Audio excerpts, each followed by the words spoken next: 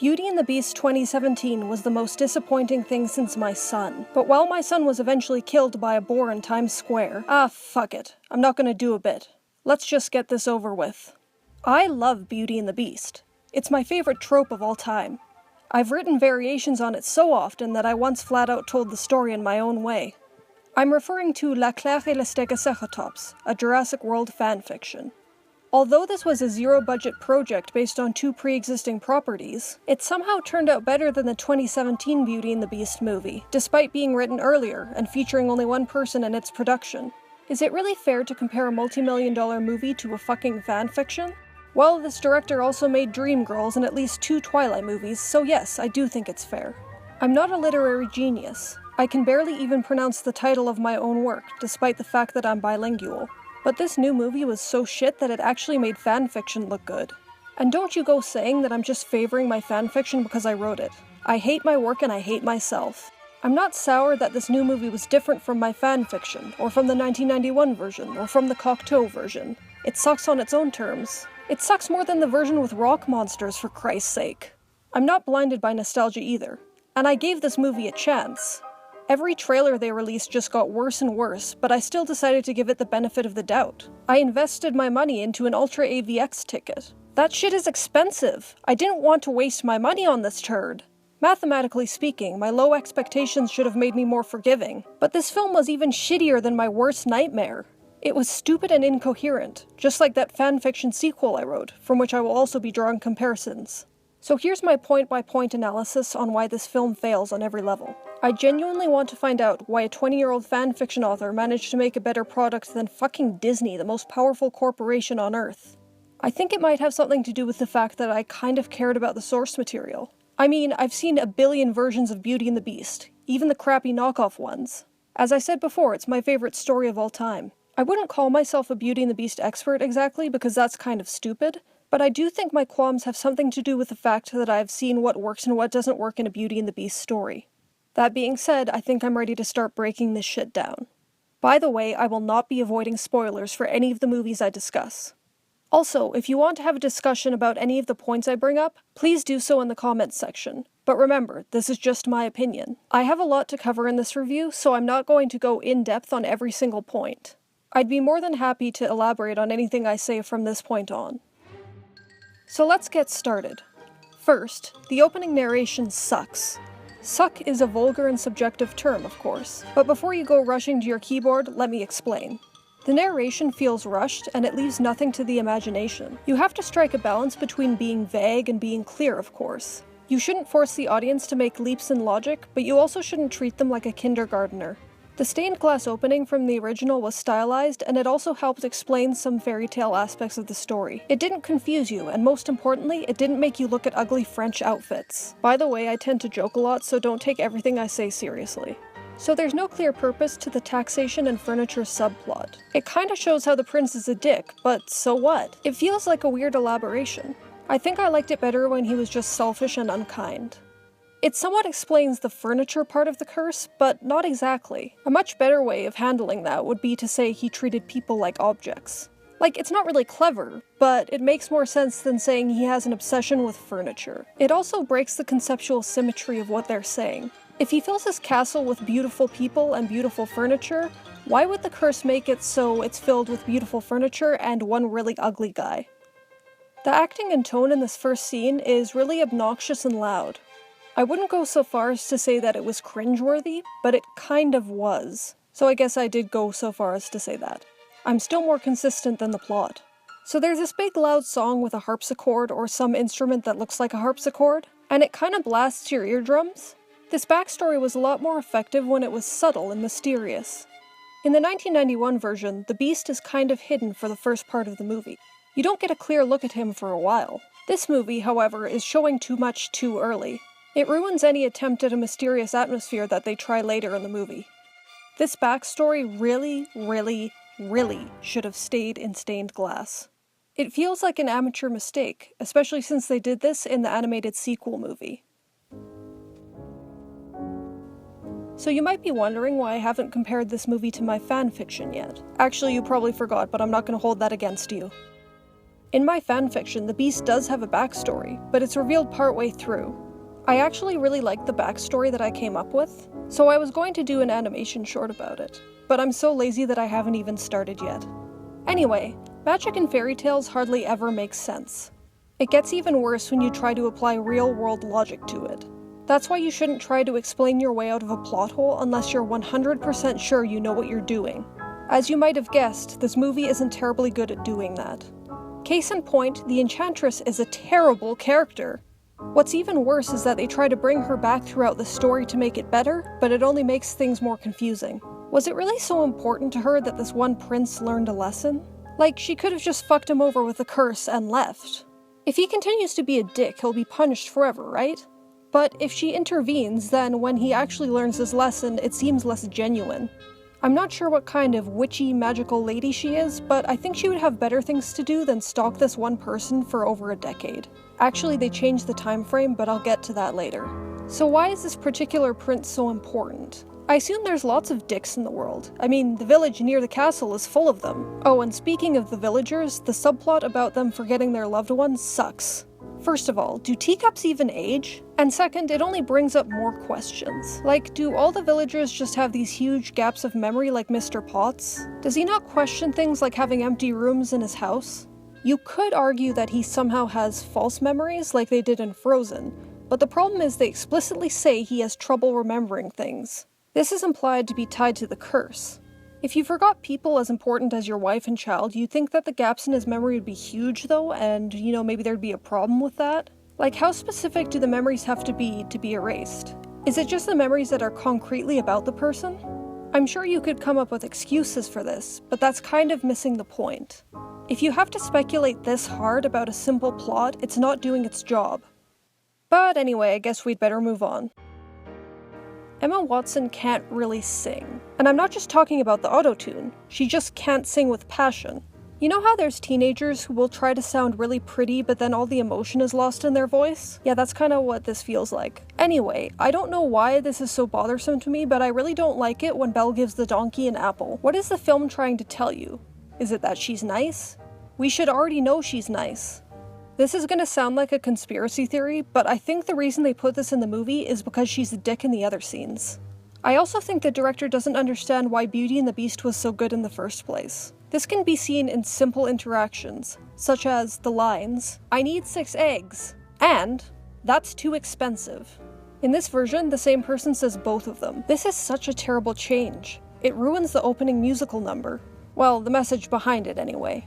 In the original, people talked over each other, and their lines overlapped. This showed the banality of everyday life in the village, and was kind of the point of the whole song. Even forgetting all of that, it kind of sounds weird when someone answers their own statement. Yes, it definitely does sound weird. I agree. Me too. Okay, so let's get serious for a second.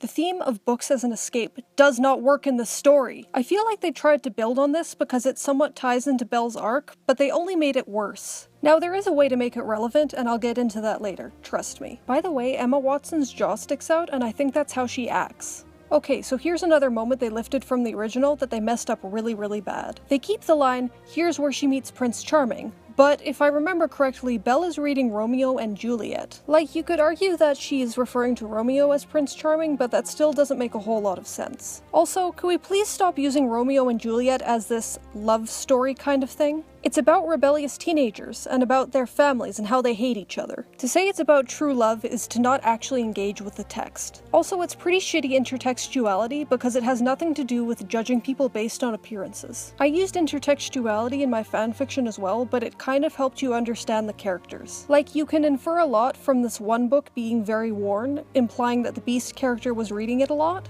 Like, if you didn't notice that, that's fine, because I'm a pretentious asshole. But if you want to make yourself look smart by including other works in your text, you should at least know what those works are about. Back to the movie, Josh Gad is regrettably not funny. Right off the bat, you feel kind of uncomfortable because some characters do not understand the term je ne sais quoi, despite the fact that they live in fucking France. They made this exact same mistake in Cinderella too, which gives you an idea of how much care they put into the script. But you know what, that's just one line. Of course, it's one of many bad lines, but I'm gonna ignore that for now. I think one of the biggest problems is that this movie doesn't know how to treat its characters. It either tries to sculpt them into something they're not or water them down. Gaston is one of the worst cases of this. In every adaptation, even the Cocteau version, he's just some shallow asshole. And yeah, he does some monstrous shit, mostly near the end of the movie. But in this version, he's a fucking sadistic person throughout. I really don't like how they just shoved in a war backstory and expected that to be enough. Like, they also kinda did this in the Hunchback of Notre Dame musical, but at least there it kind of made sense. Or maybe it's just that that was a competent work. Here, they imply that he has PTSD, but then later on LeFou says, "Go back to the war, think about the war," like it's some sort of comforting thing to Gaston. If anyone tries to defend this by saying that, oh, well it shows the complexity of the human mind or something, you're just making excuses for a very, very weak backstory. The best Beauty and the Beast stories treat Gaston as this kinda Johnny Bravo type, and then later on he evolves into a monster. And you know what, just adding a backstory does not automatically give your characters depth. A character's actions should feel consistent. You can't just say they were in a war, therefore anything they do is okay. There's also a Gaston analog in my fanfiction, and you might think I'm a hypocrite because he definitely has a backstory. But here's the thing, it kinda explains why he would want to fight the Beast analog. The backstory is totally justified because it ties into the main conflict. Anyway, LeFou's dialogue is too modern. There's a lot of modern dialogue in my story as well, but it's mostly played as a joke. Some lines are even meant to be anachronistic. But in this version, when you get LeFou saying things like, "Never gonna happen, ladies," it becomes hard to see him as anything other than just Josh Gad. This brings me to my next point. I don't think that Josh Gad was given enough of a character. I didn't mind him in Frozen, and I thought he was great in Book of Mormon, but in this movie he just has nothing to work with. His character doesn't fit the role he did in the original movie. But the way they changed it around, it kind of made the movie fall flat. If you want to give the dopey sidekick an arc, you have to do it right. I had a LeFou in my version of the story, but he was kind of quiet and didn't do a whole lot until the very end, and then he just disappeared into the mountains or whatever, I don't even know. But for some reason, Disney wanted to give LeFou more screen time. This may be because he's Josh Gad, or it could be because he's an openly gay character. And can we talk about this for a second? Disney is holding this up like it's some big thing, but really they've had gay characters since the beginning. You could say that like Timon and Pumbaa are kind of gay, the genie is kind of gay, and a lot of characters are just kind of gay. It's never really stated outright, and the only two examples I can think of that are probably canon are in Frozen and in The Hunchback of Notre Dame. In Frozen, the guy who runs the shop is supposedly gay, and in Hunchback of Notre Dame, one of the gargoyles is gay for a goat. Which is kind of weird, but I mean, it's progress. But Disney didn't take the opportunity to talk about gay issues in this movie, and they didn't even make him a well-rounded character to compensate for that. I feel like it's kind of a marketing gimmick, but they didn't want to push it too far to alienate some audience members. I would have a lot more respect for Disney if they had the balls to put in a main character who was gay and actually talk about it. You can tell they don't really feel comfortable with having a gay character because they don't give him much to do, and they don't want to offend audiences on either side. His arc is unbelievably weak, and he has no reason to turn good at the end. I'll get into that later. So I kind of miss how Belle used to be the only villager who wore blue. This is an insignificant detail, but it shows that the creators of the work actually had a vision for what they were doing. I'm definitely not an expert on costumes and stuff like that, but you know, little things like that, they can be cool, you know? But anyway, this really pisses me off. Belle is a dick to Gaston for no real reason at the beginning of the movie. I'm not even sure if it's implied that they have a history, because Gaston was in the war for like how many years? Also, who is France at war with right now, and is this even France or like magical France, or is it something else?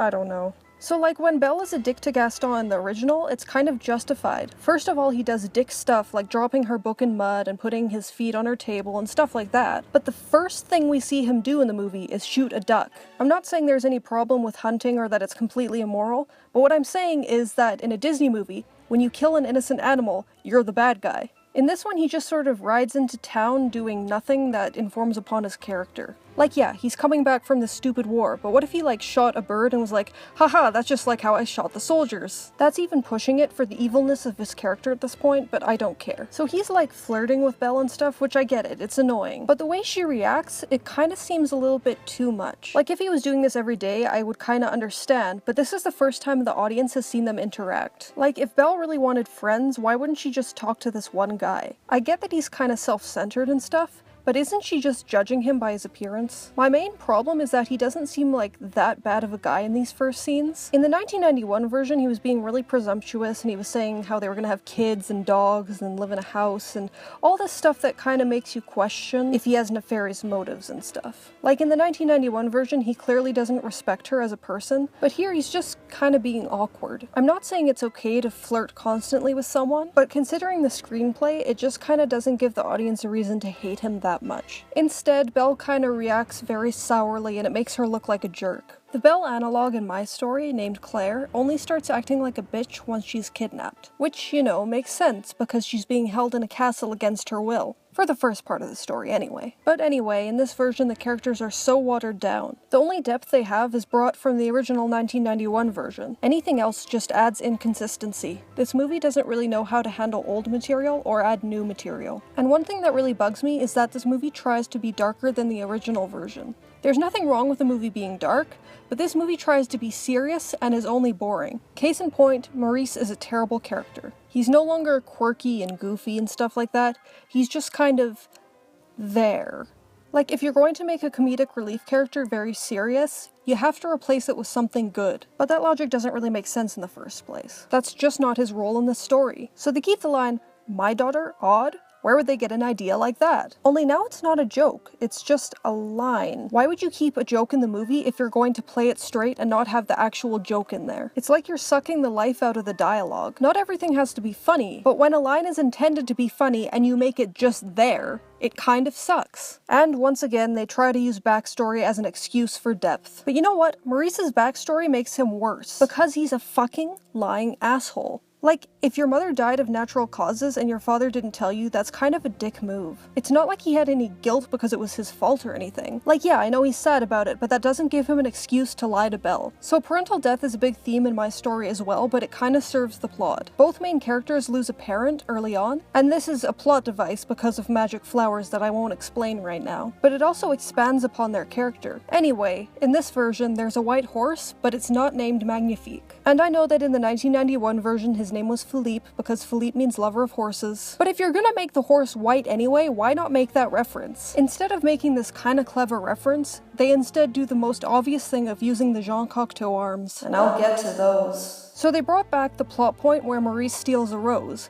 But he steals the wrong kind of rose. See, the whole point of making the rose tied to the beast's fate is so that he would have a reason for getting angry at Maurice. But in this version, he's just stealing some other rose, and I think it was even like a white rose? Like, fuck man, he was gonna leave the castle anyway, just let him go and take the rose. It's not like it's that important. And don't tell me that the beast was like, oh, I have to leave no witnesses or anything, because he was very clearly mad because he picked the rose. And you know what, even if he had his own safety in mind, it still makes no sense. Like, what if this intruder is not traveling alone? What if he's with a hunting party? What if his family comes looking for him?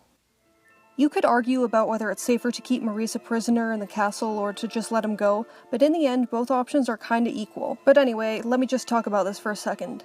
The village is so irredeemable. Like, everyone in it is an asshole. And not even a lovable asshole, but like just terrible. It's like a Captain Planet cartoon. In the original, they just sort of kept their distance from Belle and spread rumors. But in this one, they're like, oh, you're a woman reading, we should throw away your books and dump your laundry and oh. Like, it's just a little bit too much, you know? This is like what people write in amateur fanfiction where everyone they hate is against them and evil. And you know what? They make this so much worse by trying to involve sexism. Like, if you're gonna tackle a complex issue, you have to do it right. This is one of the instances where they should have just played it safe and had her been ostracized just cause she reads. Like, the villagers could say, oh, you think you're so much better than us because you can read and this is like the Middle Ages and stuff. I don't actually know if it's the Middle Ages, don't correct me on that, I don't care. So in my story I kinda did tackle sexism, but it was also tied to religion, which, you know, is doubly controversial. The villagers are very backwards thinking, so when the Gaston analog convinces them that there's this big red monster in the woods, it scares the shit out of them. See, it also ties into the fact that there's a beast. Like, I don't know, you should give people a reason to be dicks. Otherwise, that's just lazy writing. Anyway, the actor who plays Gaston seems like he's doing it ironically. Like, I'm not saying that he's insincere in-universe, though he certainly is, but it feels like he's hamming it up and not really respecting the source material.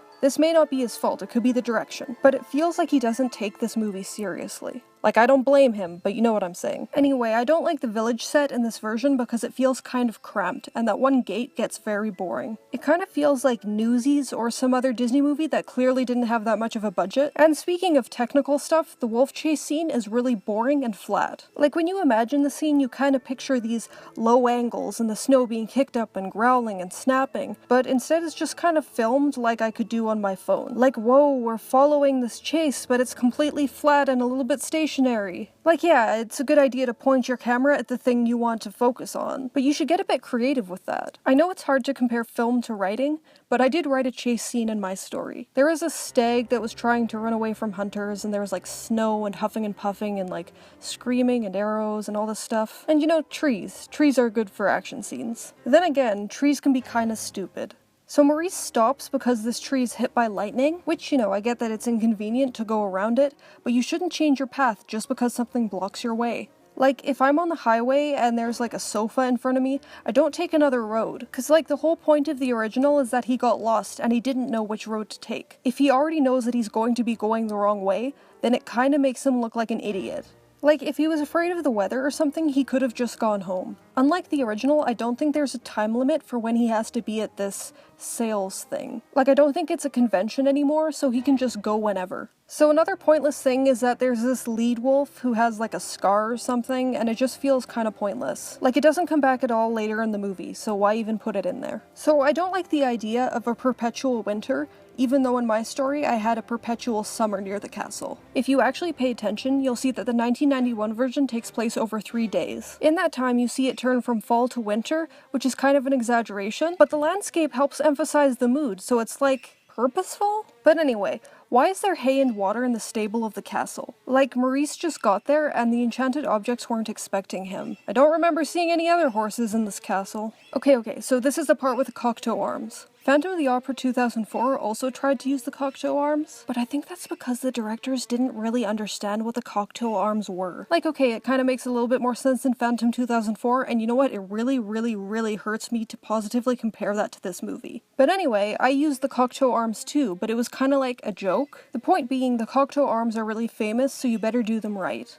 Okay, so in this whole sequence with Maurice and the objects, there's not enough focus on the threat of the beast. I didn't really enjoy the scenes in the first one with the enchanted objects, but at least there was some tension because Maurice could be discovered at any moment. But anyway, this movie has some jokes where if you think about them for a little while, you realize that they're totally stupid. Chip says that it might be alarming that he's moving around and that his mother told him this. So to explain why it's wrong, I'm gonna give you another example of this logic. Imagine I started peeing on your shoe and then I said, oh yeah, someone told me that you would get mad if I did that, but you know, don't get mad. Like, I know he's a stupid little kid, but my point is that the script sucks. But that's just small potatoes. One of the biggest problems is the beast.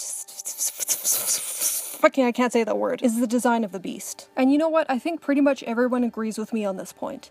He looks too pretty. He looks like my fucking cat. He has these weird lips and he has a face. So now I get to repent and compare this to Phantom 2004 negatively, because they made the same mistake. Whoever was responsible for the design decided to make the Beast and the Phantom look more pretty. Like, you know, you gotta get that teenage demographic in there somehow. Just ignore the fact that it kinda ruins the point of the entire story. And it doesn't even work on a psychological level. Like, people find people hot and people find animals cute. But when you're somewhere in between, it just gets kind of ugh. And the Beast isn't supposed to be ugh. He's supposed to be, oh my god. Like, it's okay to give him some human features, like eyes, for instance, are really important. A lot of the human brain is dedicated to recognizing eyes. But when you give him, like, lips and, like, a flat face and, like, a smile and all this creepy stuff, it just makes him less attractive. Like, I'm not a furry or anything, but I'm just saying. Also, his chest is really ugly, as we find out later. I think this is why they put an outfit on him that looks like dreadlocks. Like, he has these abs, but they're kind of fluffy, but not in a way that looks realistic like hair. It just kind of looks like brown moss. I know it's hard to do animation and stuff like that, but to the people modeling this, they kind of had to coat a turd in gold. But you know what? It's still a turd. So anyway, Belle comes back into the story, and now she has a big stick. I would say they ripped this off from me, but I ripped it off from the 1991 version, so I really can't complain. Someday I will trademark sticks. So it's kind of cool how Belle tricks her father into trading places, but think about it some more and you'll realize that it's kind of nonsensical. Like, what's to stop the Beast from just switching them back? Or like keeping them both. Like, it's cool that they tried to add something, but it's functionally identical to the 1991 version and it just makes less sense. I've always been one of those people who adamantly fights against allegations of abuse in this story. Like, you know what, it's debatable, but I think this isn't actually Stockholm Syndrome. Well, this 2017 movie kind of proved me wrong because the Beast is a total dick. First of all, he locks Belle up and expects her to stay there forever. If the enchanted objects hadn't let her out, I'm pretty sure she would have just starved there. In the original, he shows her around the castle and says, everything here is yours, which, is not ideal, but at least he's not being, sadistic. In the 1991 version, you get the sense that he knows what he's doing is wrong and is trying to kind of work around that, but here he's needlessly cruel, like everyone else in the movie. So anyway, Belle gets to her room and she sings a song about being sad. They had a much better musical number in the Broadway show, but for some reason they only include it here as an instrumental, and the song they replace it with is kind of boring. None of the new songs are all that good, in fact. I really hate to criticize music because I'm not very good at it myself, but I'm also not good at building houses, and if a house collapsed on me, I think I would have a bit of a problem with it. And can we talk about this "not a princess" catchphrase? I get it, Disney, you're trying to subvert expectations or something, but it just feels so forced. It was annoying in Moana, but at least there it was kind of expanded upon and it served a purpose. In this one, it's just a throwaway line, and it's like, oh, look at me, I am not a princess, I must be feminist or something. Belle is already not that much of a princess. I know she is in the Disney line, but that's something separate. This is a case of show don't tell. If you show us she's not an average princess, we won't have to be told. Film is a visual medium. And yes, dialogue is important as well, but this just feels like pandering nonsense. Anyway, the pacing in this movie is weird, which is only a problem the first time round, but I still feel it's important to bring up. For instance, the Gaston number comes out of nowhere. I feel like the original movie did a good job of alternating between different characters. This one, you're just kind of waiting for the next transition, and then when you get to those characters, you're like, oh, why did I ever want to leave the last assholes for these assholes? Okay, so here's something a little bit strange. It's perfectly okay to make LeFou gay, but from a character standpoint, why has Gaston kept him around for so long? I understand that he likes flattery, but he doesn't seem like the kind of open-minded guy who would accept that kind of sexuality. And the whole village is in on it too. They're like, oh, it's perfectly fine that this guy is touching another guy, but women's rights! What I'm saying is they're very selective with their discrimination. I understand that hatred of any kind is illogical and doesn't make a whole lot of sense, but people who are sexist and racist also tend to be homophobic. Anyway, let's just move on from that. I find the character of Chip annoying, and that kind of happens with a lot of child characters, but I feel that some American audiences think that it's okay to have an annoying child because they have a British accent, so suddenly it's cute. And speaking of which, what is it with all these British accents? The story takes place in France, and the only person with a French accent is Lumiere. I understand that they would technically be speaking French in-universe, but why does this translate to mostly British accents? You see this in a lot of movies, and I don't know if it's because it sounds more foreign to Americans, but it's not that big of a deal, so I'll let it go. Okay, so back to the important stuff. The Beast gets really fucking mad when the enchanted objects try to feed Belle. This is actually really scary. He was going to just let her starve, I guess. In the original, he was like, oh yeah, you can eat, but you have to eat with me, which again is kind of mean, but it was mostly just immature on his part. He literally throws a tantrum. Whereas in this version, he gets really angry and starts to roar and be mad, and it's really scary. He doesn't even seem to want to get along with her. You could see that in the original, he was actually trying to get along with her, and he did lash out a couple of times when she disagreed with him, even though she was perfectly right in doing so. Clearly, the 1991 Beast is gentler. In my fanfiction, the Beast analog only commits one major crime, and that's locking up Claire. It's mostly a panic move, but it's still not excusable. Even so, he tries to be submissive and kind throughout the rest of the story to win back her affection. He really just wants to be her friend. That doesn't excuse bad behavior, but it gives him a motive, and it doesn't make him a fucking sadistic moron. Seriously, what do you expect when you lock someone up and don't feed them? And you know what? I think an important thing to do in a Beauty and the Beast story is to make it 100% clear that Belle can leave at any time. If there's even a hint of her being held against her will throughout the entire story, it creates just enough doubt that people will be like, Stockholm Syndrome, Stockholm Syndrome, Stockholm Syndrome, which, they're wrong, but whatever. Anyway, you could argue that the Beast is a dick because his father was a dick, but again, that's a backstory that makes no sense. Like, there's kind of this theme about parents influencing children, because the Beast says, oh, well, you're just the daughter of a common thief. It's not really up to him to judge appearances. Just throwing that out there. But anyway, it's not enough just to say that he's a dick because his father was a dick. Like, what actually made his father a dick? Did he drink? Did he hit women? Was he just kind of an asshole? The movie never really explains this. So in my story, the Beast analog also has an abusive father. But you know what? It's made clear why he's abusive, and second of all, it's his fault that the Beast analog becomes a beast. And it also helped you understand the mother character. Like, she wasn't in a great relationship, but she loved her son. So that's why she's so protective and loving and all that shit. Anyway, back to the movie. The enchanted objects are supposedly getting less human as time goes on, but we don't see much visual evidence of this except for their little spasms. They lifted this from the Broadway musical, but at least there you could kind of see that they were evolving into objects. If there was some sort of visual cue that I missed, it was clearly not detailed enough. Speaking of the objects, the Be Our Guest number is kind of underwhelming. Like, some of the visuals are okay, but for the most part it's really dark and they don't use patterns to their advantage. The worst part, however, is that Belle is not engaged. For a full number, the movie forgets that it has a protagonist. Like, you could just cut back to her clapping along or singing or being happy or something. This reminds me of that ride at Magic Kingdom where you sit in a chair and it's all 3D and it's like this huge spectacle and they blow cake smells in your face. But I think a movie should be slightly different from a ride. Like, it's okay to show off all these spectacles and stuff, but don't forget that you have a story to tell. Okay, so let's just get one thing straight. I've been debating this even before the 2017 movie. The Beast was not 11 years old when he changed. So they have this line, 10 years we've been rusting, which they replaced in both the Broadway musical and in this version. But here's the thing. You don't actually need to change it. If the flower blooms until his 21st birthday, it'll start to wilt after that. That's just how flowers work. So maybe you didn't know that. That's fine. I don't expect you to know everything. But what are the chances that everybody at Disney just didn't understand this fact? Okay, to be fair, I understand that my work has a bit of a flaw in this respect. It's kinda implied at one point that the curse has a time limit, but then that's kind of forgotten. You could say that the Beast analog was just trying to make excuses in order to cope, but I feel like that's a little bit too much of a reach. So anyway, this marks the point when the wolf chase scene happens, and you might be thinking that this somewhat redeems the Beast. Well, they kinda neglected to show him being kind to Belle or feeling sorry when he hurts her, so it just kinda makes you confused as to why he would bother saving her in the first place. So some people called this a shot-for-shot remake, and in some respects I agree. The scene where the Beast collapses is almost identical to the original. But you know what, this isn't just a shot-for-shot remake, because they did change some things, and in doing so they made it a whole lot worse. I know it's horribly uncreative to do a shot-for-shot remake, but if this was just like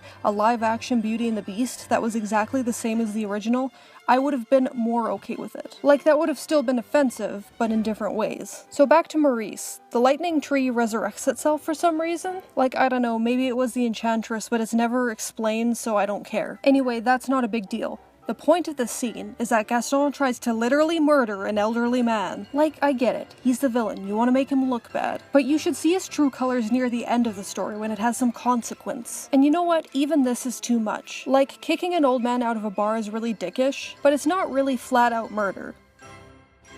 But, you know, I guess he's just crazy because war. Okay, I've been harping on this movie for a while, but it actually shares a flaw with the 1991 version. Tying the enchanted objects to the Beast's transformation is kind of a problem. If he doesn't break the spell, he's screwing them all over. Like, this is supposed to be about his personal development, not being charitable towards those people specifically. So no matter what he chooses, he's gonna look like a dick.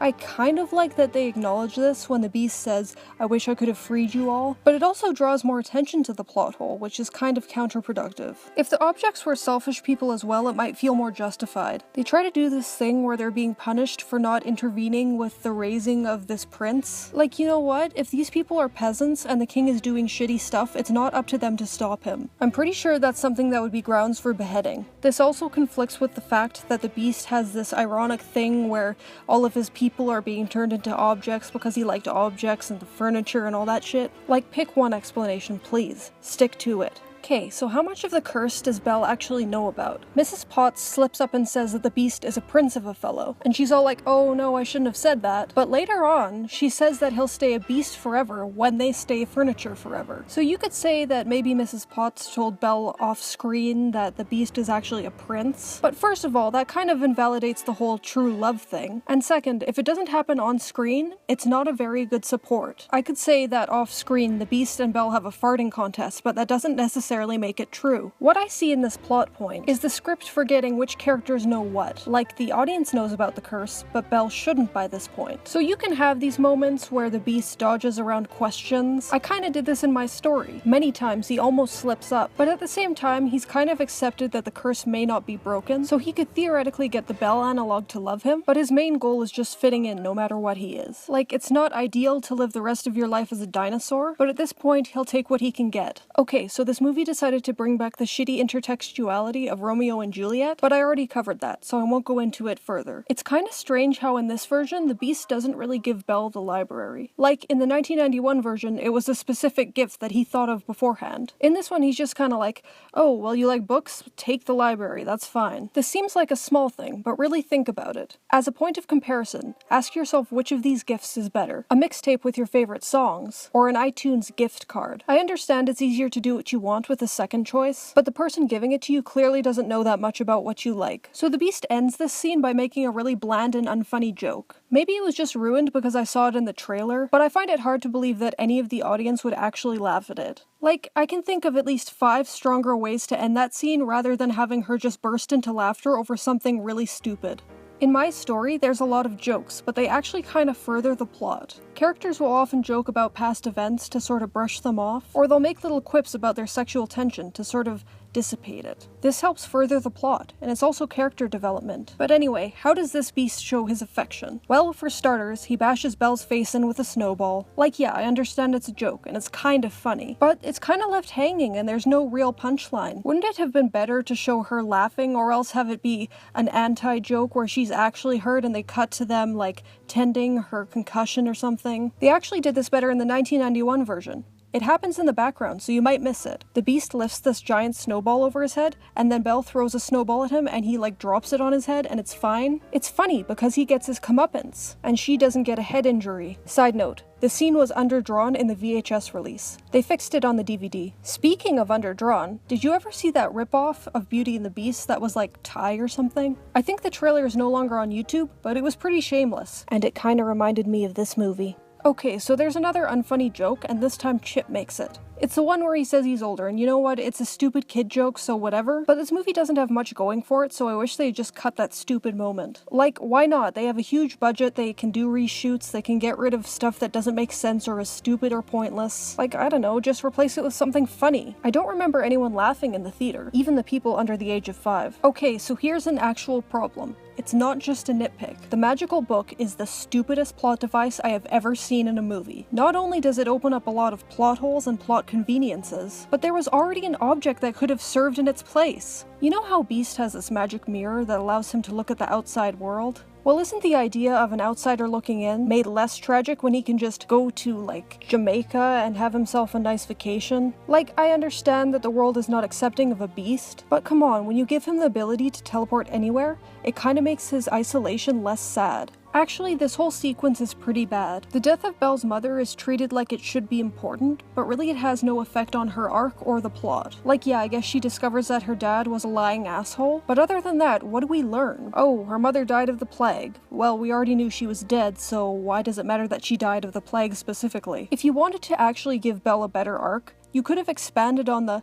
adventure in the Great Wide Somewhere thing. I understand that her adventure was basically meeting the Beast and all that, but people still complained about it, so if you wanted to change something, that could have been it. She never sang about wanting to know how her mother died, or where she came from, or any of that shit. I don't really have any equivalent of this in my story, but right off the top of my head I can suggest something better. What if Belle and the Beast used the mirror to look at the outside world? What if they saw people suffering everywhere, and all of a sudden Bella's like, oh, I always thought my life was shit, but other people have problems too. She could learn that the stories in her books are kind of fantasy and stuff. What's really important is making a difference in the lives of the people around her. This also kind of justifies why she would want to help the Beast. See, the only reason why she couldn't connect with people is that they didn't understand her. but if the Beast understands her, then that ties that arc together perfectly. Both Belle and the Beast should learn to empathize with each other. You can argue whether my version is better or not, but I think it at least has some relevance to the plot. Anyway, I'm gonna move away from that shit. I'm gonna expand upon something I brought up earlier in the review. LeFou's arc is horribly botched. He changes sides at the end, yes, but there's no real reason except for the fact that he was losing. And you know, Gaston also abandoned him.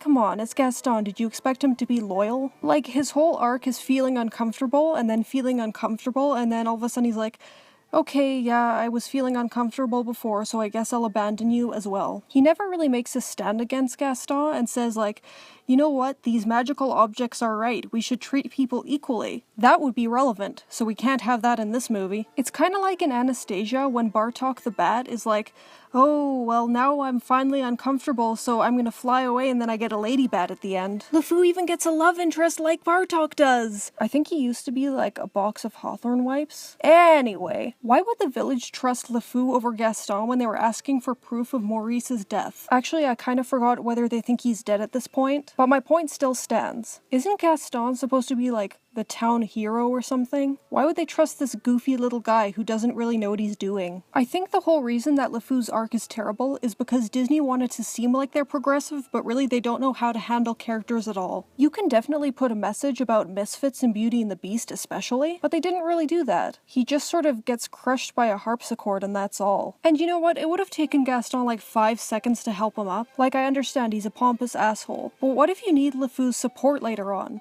I mean, you needed it in the tavern. And how does he even know what he's gonna face in the castle? What if there's like a lot of beasts or like bats or spiders or some shit? Anyway, I'm getting ahead of myself. Belle's dress is designed very poorly. Again, I don't know much about costumes, but I don't think it's a good idea to rip out a front segment of a dress. It looks like someone took a weed whacker to the thing. I know some of my criticism seems like little things, but they add up. So the Beast supposedly lets Belle go, but only after she guilts him into doing it. Let's compare how this is framed in the original and in this movie. In the original, the Beast says, "You haven't been my prisoner for quite some time now." In this version, Belle says, "Oh, well, it's no fun being a prisoner." Yeah, it's not fun being a prisoner, but this kinda implies that you're not happy at all there, and the movie wants you to believe that she is. Like, she's supposed to be falling in love with the Beast. Why is she so grumpy? The original Belle didn't even seem that interested in leaving until she saw that her father was in danger. And you know what? The Beast chose to let her go so that she could help him. She didn't even have to ask. This was such an important character moment, and they just cut it out of this and replaced it with something worse. It seems like she doesn't really care what happens to the Beast and his staff. Like, you know these people are gonna be stuck as objects. Couldn't she have at least said something like,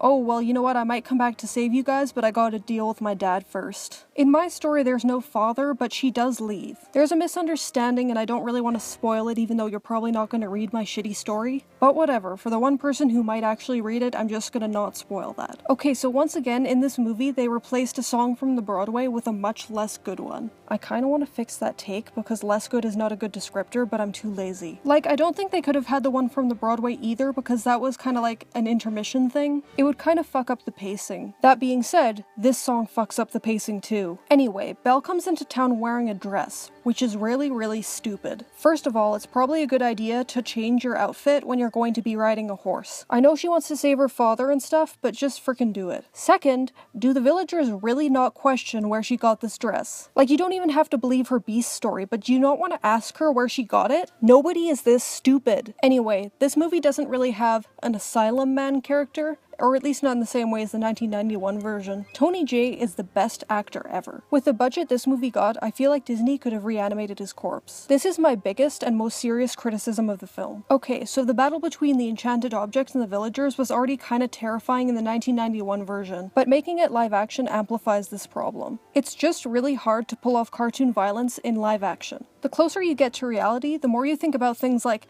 oh, that looks like it really could hurt, and it probably would have killed him. There's a difference between humorous violence and actual terrifying violence. And I know the line can be kind of blurry, but that's a morality thing, and I'm just reviewing a movie. Okay, and another small thing, why couldn't the wardrobe be with her husband? I was under the impression that they were all in the ballroom when they changed. Even if that's not the case, somebody could have just carried her down. So they almost do an interesting thing where Gaston tells the Beast that Belle betrayed him. They also kind of did this in the original, but it was less there. But then she shows up and it's like, oh, whatever. A way to make this work is to have the Beast say, you know what? She's gone, but I'm not going to be a monster. That would show that he's actually learned to be a better person and not just because he's in love with her. And you know, you could also do this clever thing where Gaston is like, oh, well, Bella's so pretty, why would she like you? And then the Beast could be like, well, you know what?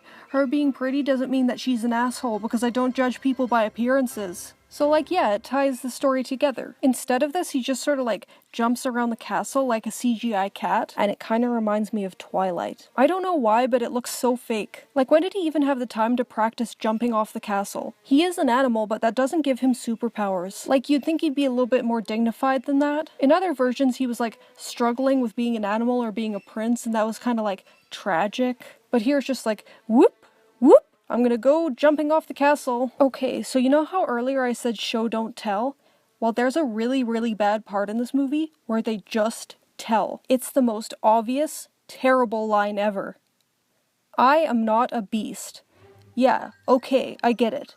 I know what the theme of the movie is. I don't have a sub-zero IQ. And you know what? They ruined the chance to use motion capture to their advantage. Remember in the original how he's about to kill Gaston, but then his face softens up and you realize, oh, he's a good guy now. That expression is so powerful. Imagine how they could have used technology to do that in live action. But instead it's just like, oh, I'm not a beast. Yeah, use your words. Your kindergarten level words. So the Beast gets shot twice, and somehow this is less dramatic than just being stabbed. And like the original version, Gaston kinda dies by his own hand, but in this version it's kinda cartoony. But you know what? We're nearing the end, so let's just wrap this up. The transformation scene is one of the best scenes in the original Beauty and the Beast. I kind of regret not having a grandiose transformation in my own story, but it wouldn't have worked in context. Anyway, you know that beautiful score that plays when he's dying and he's talking to Belle? Yeah, in this movie his death is glossed over, and then they spend like hours going over how every single object dies. This is like if the stampede from The Lion King instead focused on the chameleon that Simba was roaring at. Like, I get it, it's sad that the side characters are dying, but they're not the focus of this scene. The Beast has like 5 seconds of dialogue and then bleh. This story is called Beauty and the Beast,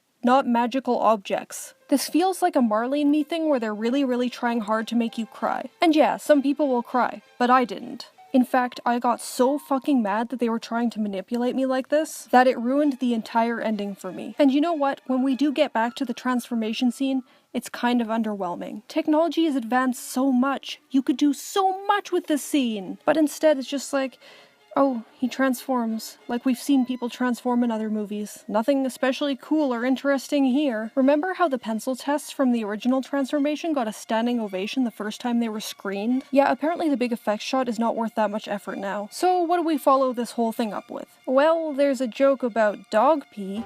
Okay, whatever. So the villagers get their memories back, and I'm kind of shocked at how much I don't care about this. Like, there's this one woman who was kind of a bitch during one of the songs, and by that I mean she had one line in a song that was kind of against the Beast anyway, and then Cogsworth is like, oh, I want to turn back into a clock again, because pfft, she's awful. Like, we barely even know this character. We haven't seen her being annoying or like evil or something. So even though this joke kind of makes you laugh on the surface, when you think about it, there's nothing really behind it. It's good in theory, but not in practice. So then at the end there's this French dance that kind of looks weird. I know this is probably the style of the time, but I just don't like it. The original felt so timeless, and like, it wasn't too 90s, and it wasn't too fairy tale, and it wasn't too anything else. It managed to balance out all of its parts. It was intellectual enough, it was emotional enough, and it was even funny and sad at the right moments. This movie left me feeling something, though I'm still not quite sure what. It wasn't a good feeling anyway. This movie actually causes me physical pain,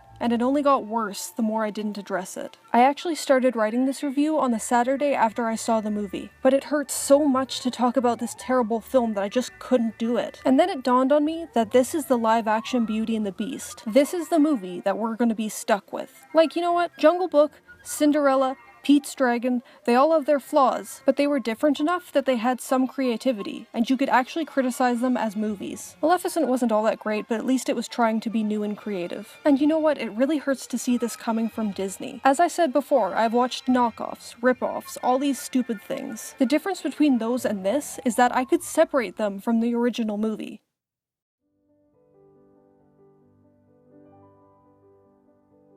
Now, when I watch Beauty and the Beast 1991, I'm reminded of this turd. I got the same reaction after watching Belle's Magical World. It just kinda ruined the original for me. And I know that a movie released in 2017 doesn't really have an effect on a 1991 movie, but it has an effect on my brain, and that's bad enough. But is there anything I actually liked about this movie? Well, nothing significant. I mean, I kinda liked Plumette, but that's all. And it didn't have to be this way. I could have loved this movie more than the Cocteau version or more than the 1991 version. It could have blended the two films perfectly, but instead it chose to take shit and make it worse, and then make its own shit and make that shit worse, and just generally be a piece of shit. And even if you fix the things I brought up in this review, I'm not sure it would have saved the movie. It's kinda hard to pin down why a movie doesn't work for you, but you can at least name a few symptoms.